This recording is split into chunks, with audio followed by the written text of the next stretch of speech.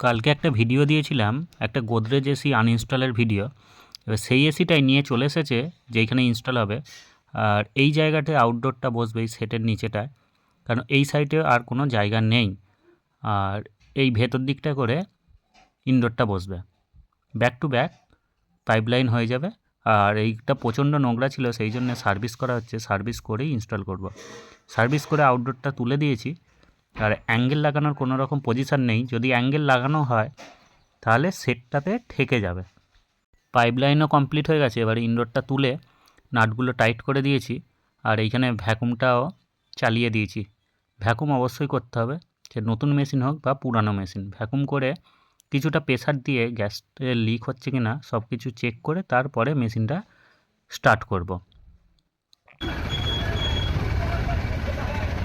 একদম পারফেক্ট আছে, কোনো রকমভাবে লিকেজ নেই। মেশিন চালিয়ে দিয়েছি, গ্যাসটা ঠিকঠাক আছে কি না ব্যাক প্রেসার লাগানোই আছে, দেখে নেব। আর এই দিকেও মেশিন চলছে, খুব সুন্দর ঠান্ডা হচ্ছে। ভিডিওটা কেমন লাগলো অবশ্যই জানাবেন। ধন্যবাদ।